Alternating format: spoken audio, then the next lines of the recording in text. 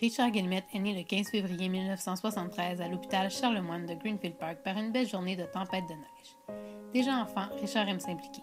Il agit fièrement pendant quelques années à titre de porte-parole des pompiers de Longueuil pour l'Association canadienne de la dystrophie musculaire. Pendant son adolescence, Richard développe ses talents de communicateur et il devient champion d'improvisation à l'école secondaire, ce qui l'amène à être sélectionné pour faire partie du volet jeunesse de la célèbre Ligue nationale d'improvisation. Son talent sur la patinoire ne s'exprime pas qu'en impro. Joueur de hockey hors pair, il rave tous les titres sur son passage. Parallèlement, Richard continue de s'impliquer et on commence à le voir à la télé. En plus d'agir comme porte-parole, il devient l'un des co-animateurs du Téléthon de l'Association canadienne de la dystrophie musculaire, tâche qu'il assumera jusqu'à la disparition des Téléthons de l'association au milieu des années 90.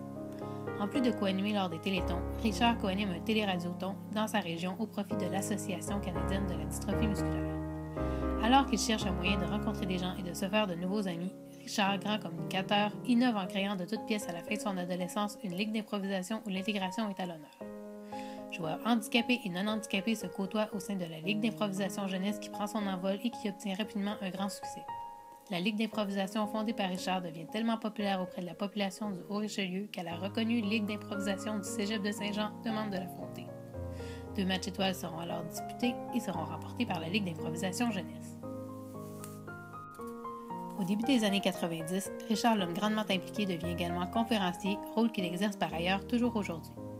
Amené à rencontrer des milliers de jeunes et moins jeunes dans les écoles, cégeps, universités, groupes de cadets et prisons de la province, Richard a sans doute changé plus d'une vie à travers ses conférences en déconstruisant les préjugés présents à l'endroit des personnes handicapées.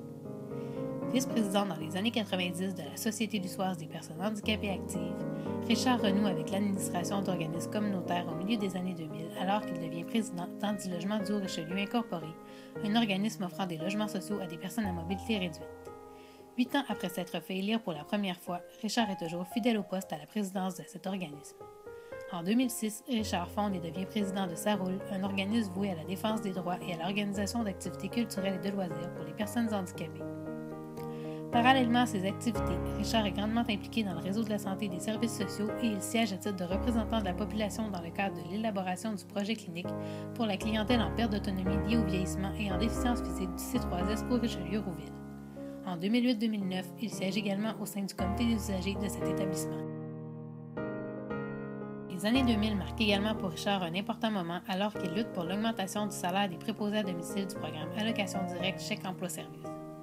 Après 2 ans d'efforts et de nombreuses rencontres avec différents ministères, c'est 50 millions de dollars qui seront injectés dans ce programme en 2007, transformant ainsi la vie de dizaines de milliers de personnes handicapées, de préposés et de leurs familles respectives.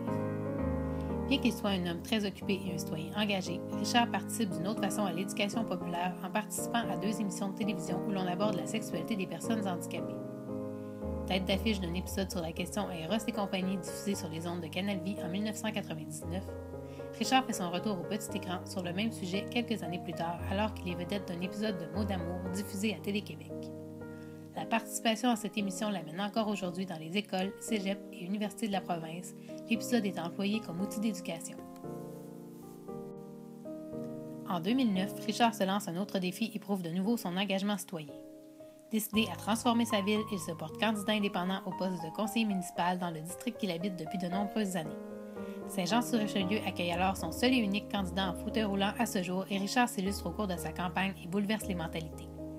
Alors qu'il ne peut même pas faire de porte-à-porte et qu'il affronte les candidats de 3 équipes, il récolte 22,1% des voix le jour du scrutin, la 2e meilleure performance pour un candidat indépendant lors de cette élection à Saint-Jean-sur-Richelieu.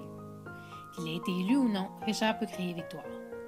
En 2010, alors qu'il lutte pour un changement des politiques par le gouvernement du Québec, Richard reçoit des mains du ministre de l'Emploi et de la Solidarité sociale de l'époque, M. Sam Hamad, le prestigieux prix Hommage bénévolat Québec en reconnaissance de son engagement et de son dévouement exceptionnel envers la société québécoise. En 2012, exaspéré par le manque d'action réelle de la part du milieu communautaire québécois, Richard fonde le mouvement citoyen Handicap Québec, un mouvement entièrement bénévole qui se voue à la défense et à la promotion des droits et intérêts des personnes handicapées. Bien qu'il n'ait fait son entrée dans le paysage québécois qu'il y a 2 ans, le mouvement citoyen Handicap Québec est aujourd'hui un mouvement très en vue, déjà connu et reconnu, tant par le milieu communautaire que par les instances gouvernementales. Fort de plusieurs centaines de membres, d'une pétition présentée à l'Assemblée nationale, le web magazine sur la réalité des personnes handicapées entièrement rédigé par une équipe de chroniqueurs bénévoles, le mouvement citoyen Handicap Québec est au cœur de l'action et de la vie des personnes handicapées du Québec. En 2013, on souligne à nouveau son engagement alors que Richard reçoit la médaille de l'Assemblée nationale des mains du député de Saint-Jean et whip adjoint du gouvernement, M. Dave Turcotte. L'implication de Richard est l'œuvre de sa vie. Plus souvent à l'arrière qu'à l'avant-scène, il a passé sa vie à défendre la veuve et l'orphelin, à supporter ceux qui en avaient besoin, à sensibiliser la population aux problématiques vécues par les personnes handicapées et à déconstruire les préjugés. Et il continue de le faire. Plusieurs d'entre vous ne le connaissaient pas et une majorité ne voit en lui que la personne en fauteuil roulant, mais tenez-vous-le pour dit, il est un bâtisseur du Québec.